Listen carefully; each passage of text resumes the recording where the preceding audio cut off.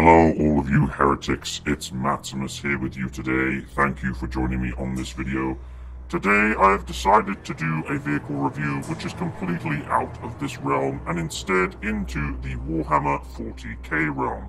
Yes, it is absolutely ridiculous, but I decided to have some fun with it and talk about the absolutely awesome Dreadnought.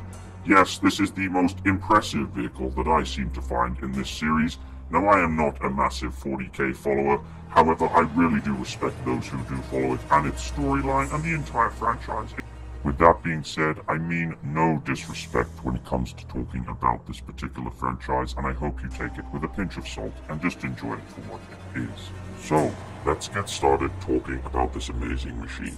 A Dreadnought, officially designated Castraferrum Pattern Dreadnought, is a cybernetic combat walker of intermediate size used by the chapters of the Adeptus Astartes as a heavy infantry support for their Space Marine companies. Even superhuman Space Marines are still mortal and can fall in battle despite legends to the contrary amongst the common people of the Imperium of Man. Dreadnoughts are war incarnate, towering machines that advance towards the thunderous strides, fiery death roaring from the myriad of heavy weapons mounted on their hulls.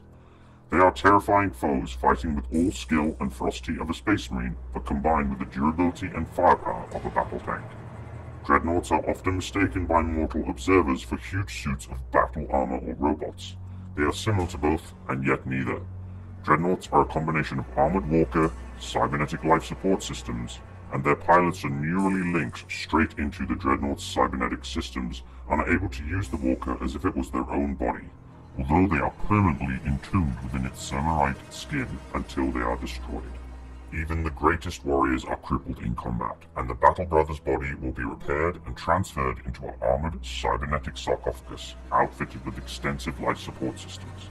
This sarcophagus is interred with the heart and the armored body of the Dreadnought if there is even a spark of life left.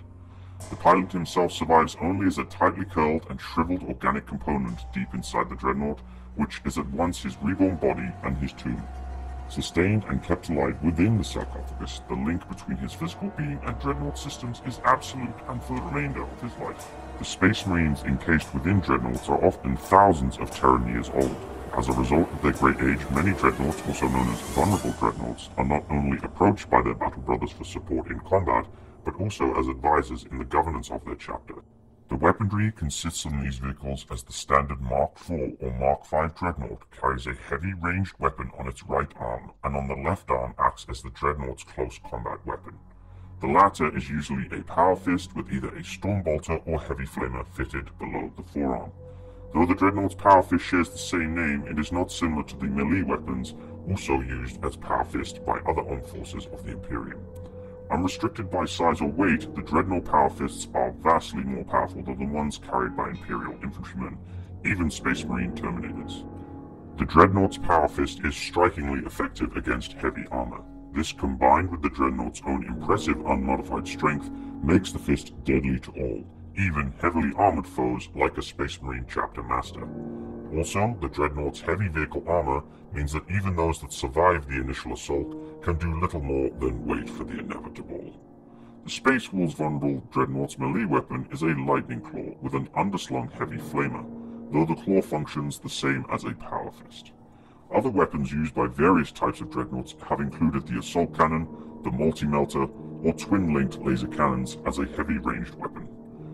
Though customizations or conversions of Space Marine chapters may also possess standard Mars Pattern 4 or 5 Dreadnoughts armed with plasma cannons, twin-linked order cannons, or twin-linked heavy bolters. There are multiple variants of the Dreadnought series of weapon systems, and in this video I will mention a few. However, there are multiple different variants in regards to different chapters and different specific variants for what their purposes are for.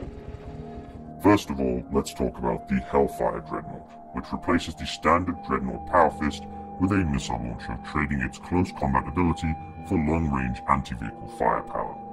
The Hellfire's Dreadnought missile launcher carries up to 8 crack missiles that are capable of causing severe damage to enemy vehicles. The Seige Dreadnought is designed exclusively for assaults against fortified positions. Some Space Marine chapters have equipped their armored Dreadnought battle brothers to siege fortresses and lead their assaults upon other fortified enemy emplacements. They are equipped with either Inferno Cannon or Flamestorm Cannon for clearing out enemy infantry from bunkers, and Assault Drill Arm for grinding through ferocity in only a matter of seconds. This arm also usually includes a built-in heavy flamer so that once a hole has been drilled, the Dreadnought can pour superheated promethium into the bunker or pillbox complex.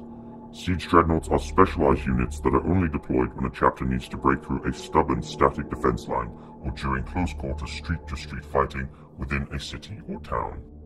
And finally, the Ironclad Dreadnought is a standard Mars pattern dreadnought that has been optimized specifically for close combat.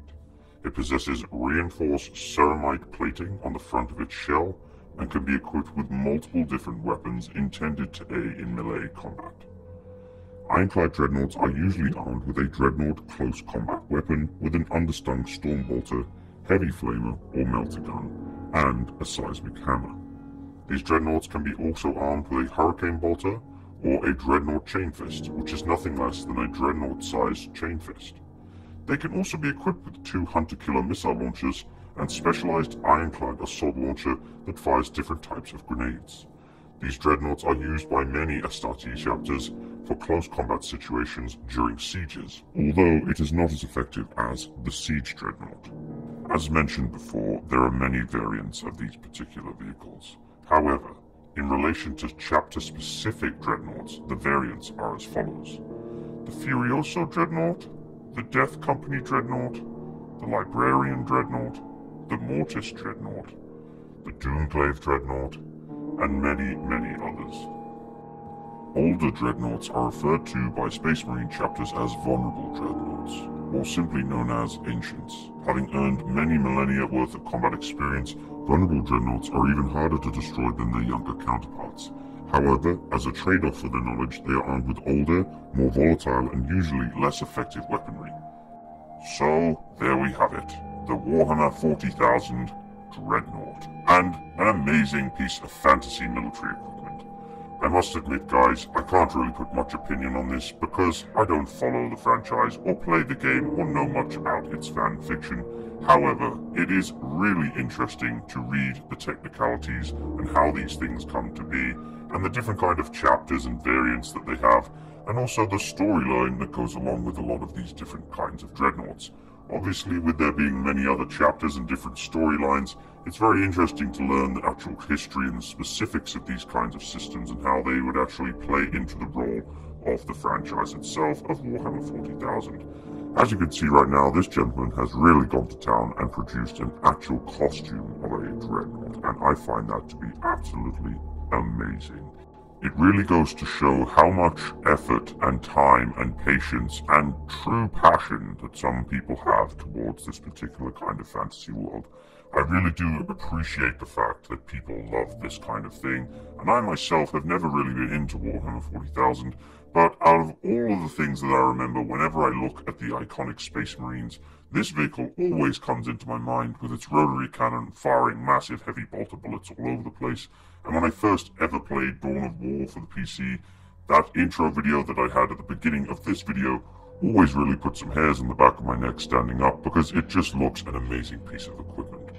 Overall, guys, I really do enjoy this particular kind of fantasy vehicle. It's really fun to talk about and to learn a little bit about.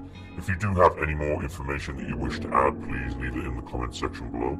I appreciate you coming by today and watching, and please, as always, if you are new to my channel, subscribe, and if you enjoyed today's video, please leave a like. Thank you so much for watching. All the best. Bye-bye, you heretics.